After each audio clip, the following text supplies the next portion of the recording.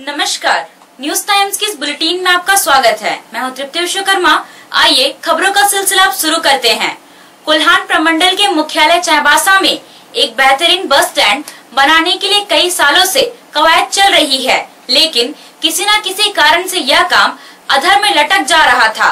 अब एक बार फिर से सुविधा संपन्न बस स्टैंड बनाने की प्रक्रिया शुरू हो गई है।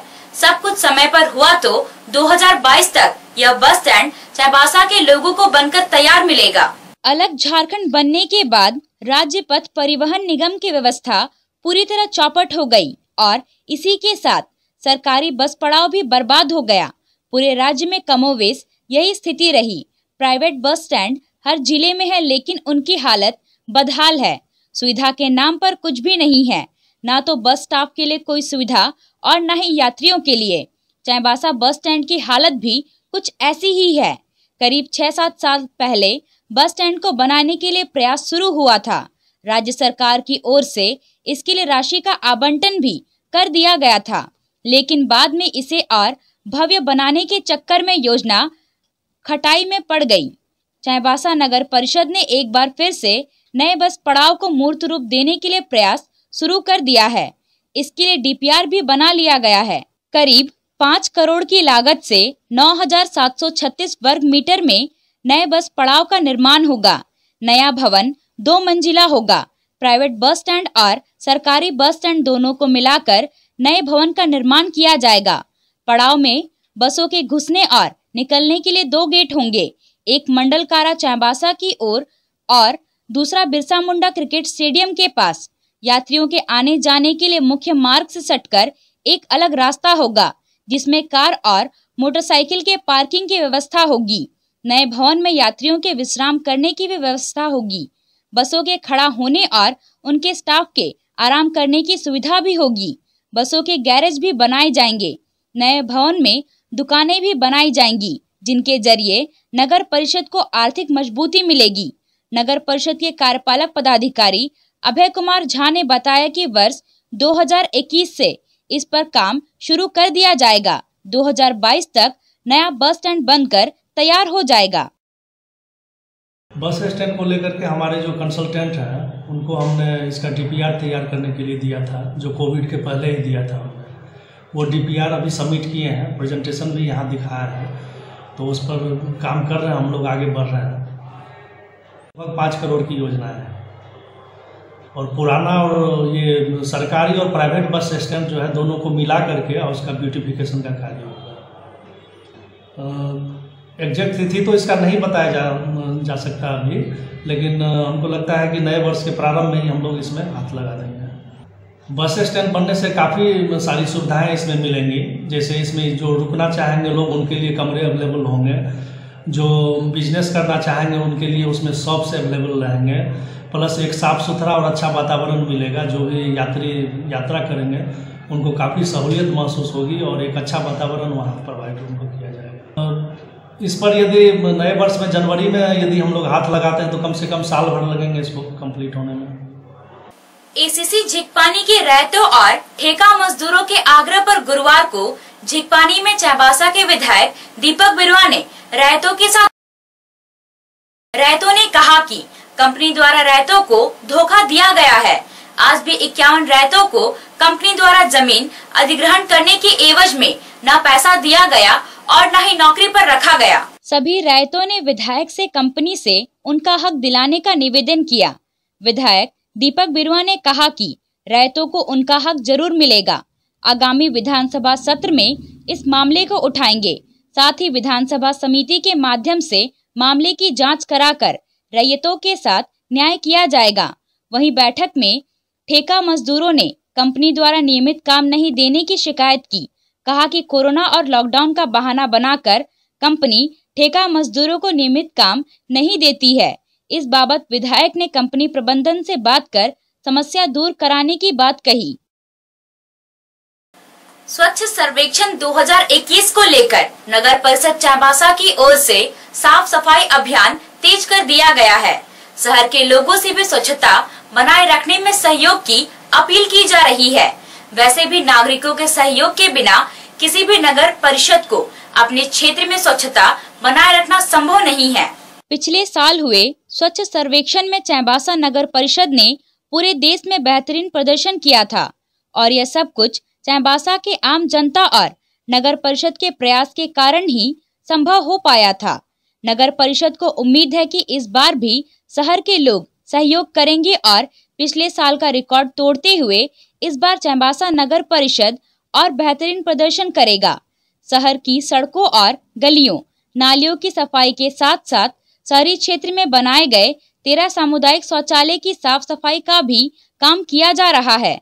शहर में विभिन्न जगहों पर लगाए गए मॉड्यूलर टॉयलेट को भी साफ सुथरा किया जा रहा है। सामुदायिक शौचालय और मॉड्यूलर टॉयलेट के नियमित रूप से साफ सफाई के लिए नगर परिषद की ओर से व्यवस्था की गई है ताकि आम जनता इसका उपयोग कर सके और शहर में यहाँ वहाँ गंदगी ना फैले।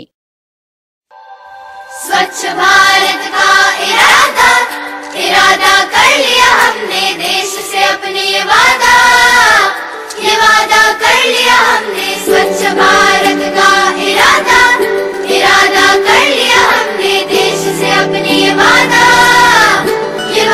कर लिया। भारत का इरादा कर लिया हमने, देश से अपने ये वादा कर लिया हमने। स्वच्छ भारत का इरादा कर लिया हमने, देश से अपने ये वादा कर लिया हमने।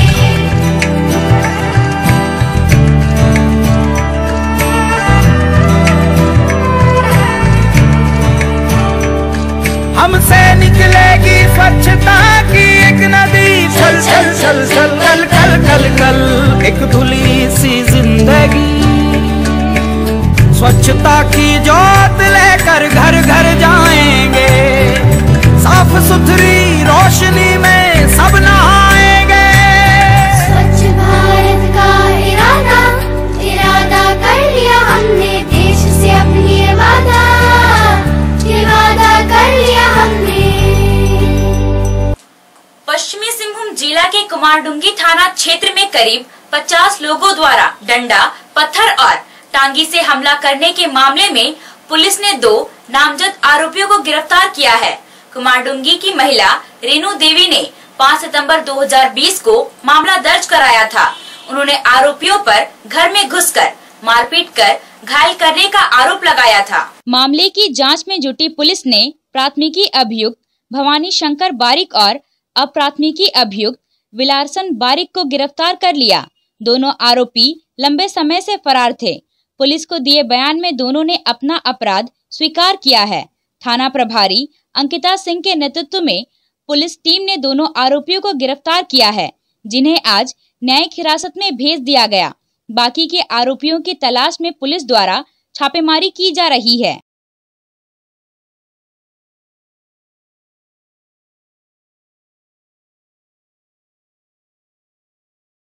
झारखंड के मुख्यमंत्री हेमंत सोरेन ने नकली शराब बनाने और बेचने वालों के खिलाफ कड़ी कार्रवाई करने का निर्देश दिया है। अवैध रूप से बनाए जा रहे शराब के सेवन से होने वाले संभावित खतरों को देखते हुए सरकार ने यह कदम उठाया है। उत्पाद एवं मद्य निषेध विभाग की बैठक के दौरान मुख्यमंत्री ने विभाग के पदाधिकारियों को निर्देश दिया कि शराब के अवैध कारोबार में लिप्त लोगों के खिलाफ सख्त कानूनी कार्रवाई करें। नकली शराब पर रोक लगाने के लिए साप्ताहिक निरीक्षण की व्यवस्था करें। कहीं से कोई सूचना मिलने पर तत्काल छापामारी करें। मुख्यमंत्री ने कहा कि उत्पाद एवं मद्य निषेध विभाग राजस्व संग्रह के प्रमुख विभागों में से एक है। यहाँ आवश्यकता का आकलन करते हुए रिक्त पदों पर नियुक्ति प्रारंभ करने की जरूरत है। उन्होंने विभागीय पदाधिकारियों को निर्देश दिया कि एक टोल फ्री नंबर जारी करें, जिसके जरिए अवैध शराब और सरकार द्वारा निर्धारित कीमतों में हेरफेर करने वाले दुकानदारों और माफियाओं के खिलाफ आम जनता शिकायत कर सके। लोगों की जानकारी के लिए सरकारी शराब की दुकान के बाहर रेट लिस्ट डिस्प्ले की व्यवस्था करें। सीएम ने कहा कि ST/SC समुदाय के वैसे व्यक्ति जो शराब दुकान चलाने के इच्छुक हैं और लाइसेंस लेने में सक्षम हैं, उन्हें लाइसेंस निर्गत किया जाए। विभागीय पदाधिकारी नियमावली में संशोधन करते हुए ST/SC समुदाय की भी कुछ दुकानें आरक्षित रखने की योजना तैयार करें। उत्पाद विभाग में सिपाहियों की कमी को देखते हुए सीएम ने कहा कि होमगार्ड जवानों की सेवा ली जा सकती है। राज्य के सभी अंचल कार्यालयों में सीसीटीवी कैमरे लगाए जाएंगे। कार्यालय के अंदर और बाहर हर तरफ सीसीटीवी कैमरा होगा और इसका नियंत्रण कक्ष उपायुक्त कार्यालय में स्थापित किया जाएगा। मुख्यमंत्री हेमंत सोरेन ने इस कार्य को 1 महीने के अंदर पूरा करने का निर्देश दिया है। राजस्व निबंधन एवं भूमि सुधार विभाग के कार्यों की समीक्षा करते हुए मुख्यमंत्री हेमंत सोरेन ने प्रखंड और अंचल के पदाधिकारियों को कार्यालय परिसर में निर्मित आवास में रहने का निर्देश दिया है। उन्होंने कहा कि पदाधिकारियों के मुख्यालय से बाहर रहने की परिपाटी बंद होनी चाहिए। राजस्व संग्रह में अमीन की अहम भूमिका हो सकती है, इसलिए राज्य में रिक्त पड़े अमीन के पद को भरने के लिए मुख्यमंत्री ने प्रक्रिया शुरू करने का निर्देश दिया है। प्रमंडल स्तर पर अमीन की पढ़ाई सुनिश्चित करने को कहा गया है। इसके साथ ही मुख्यमंत्री ने मानकी मुंडा, डाकुआ, ग्राम प्रधान के अलावा उनके समरूप अन्य पारंपरिक पदों पर कार्यरत लोगों को समय से सम्मान राशि उपलब्ध करवाने का निर्देश दिया है। सबको महीने की 1 तारीख को उनके बैंक खाते में सम्मान राशि दी जाएगी। जिला के उपायुक्त को ऐसी व्यवस्था सुनिश्चित करने को कहा गया है। टाना भगत समुदाय के लोगों की जनसंख्या का आकलन करने और सरकार की योजनाओं से उन्हें कितना लाभ दिया गया है, इसके बारे में पूरी जानकारी मुख्यमंत्री ने मांगी है। उन्होंने पदाधिकारियों से कहा कि इस समुदाय के लोगों को योजनाओं से आच्छादित करने की प्रक्रिया तेज की जाए। विशेष शाखा रांची में पदस्थापित आरक्षी पंकज कुमार की पत्नी रोजी देवी को आज उपायुक्त अरवा राजकमल ने झारखंड सरकार द्वारा प्रदत्त अनुग्रह अनुदान का स्वीकृति पत्र और 15 लाख रुपए प्रदान किया। आरक्षी पंकज कुमार बिहार राज्य के भागलपुर जिला के निवासी थे। लोकसभा चुनाव के दौरान 5 मई 2019 को प्रधानमंत्री ड्यूटी के दौरान अचानक उनकी तबीयत खराब हो गई थी और बाद में उनका निधन हो गया था। राज्य सरकार की ओर से पंकज कुमार की पत्नी रोजी देवी को अनुकंपा के आधार पर नौकरी प्रदान की गई है। वह वर्तमान में आरक्षी के पद पर रांची मुख्यालय में पदस्थापित हैं। झारखंड युवा मोर्चा के नगर अध्यक्ष विशाल गोप द्वारा आशीष जायसवाल, गंगाधर देवगम और मोहम्मद रईस को उपाध्यक्ष बनाया गया है। मोहम्मद आलम नगर सचिव बनाए गए हैं। मोहम्मद तनवीर को सहसचिव, मुन्ना सोई को संगठन सचिव और सुनील कुमार गोप को कोषाध्यक्ष बनाया गया है। नगर अध्यक्ष द्वारा नई कार्य समिति के सदस्यों का भी चयन किया गया है। संगठन के पदाधिकारियों द्वारा नए पदाधिकारियों का माला पहनाकर स्वागत किया गया। जिले के गुदड़ी थाना क्षेत्र में खूंटी के सीमावर्ती क्षेत्र में पुलिस और नक्सलियों के बीच मुठभेड़ की खबर है। नक्सली संगठन पीएलएफआई के दस्ते के साथ गुरुवार को हुए मुठभेड़ में एक नक्सली के मारे जाने और दूसरे के गिरफ्तार होने की सूचना है। मुठभेड़ के बाद चलाए गए सर्च अभियान में बड़ी संख्या में हथियार और सामान बरामद हुआ है। हालांकि अभी तक इसकी आधिकारिक पुष्टि नहीं हो सकी है।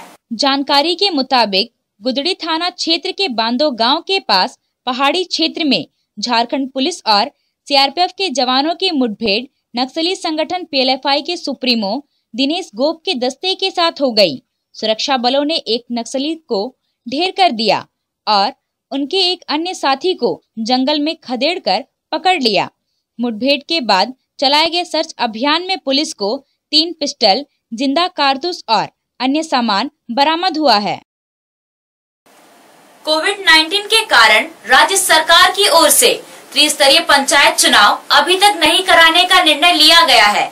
झारखंड सरकार के ग्रामीण विकास विभाग की ओर से कार्यकाल समाप्त होने के बाद विघटन की अधिसूचना जारी कर दी गई है। ग्रामीण विकास विभाग पंचायती राज के निदेशक और संयुक्त सचिव आदित्य रंजन द्वारा राज्य के सभी जिला निर्वाचन पदाधिकारी को आज इससे संबंधित दिशा निर्देश भेजा गया है। पंचायत आम निर्वाचन 2015 में संपन्न हुआ था। ग्राम पंचायत, पंचायत समिति और जिला परिषद के गठन के 5 साल जिस तिथि को पूरा हो रहा है, उस दिन उसे स्वतः विघटित समझा जाएगा और उसके बाद निर्वाचित पद धारकों के पद को रिक्त समझा जाएगा। अभी के लिए बस इतना ही। कुछ और खबरों के साथ हम फिर हाजिर होंगे। तब तक न्यूज टाइम्स की पूरी टीम को दीजिए इजाजत। नमस्कार।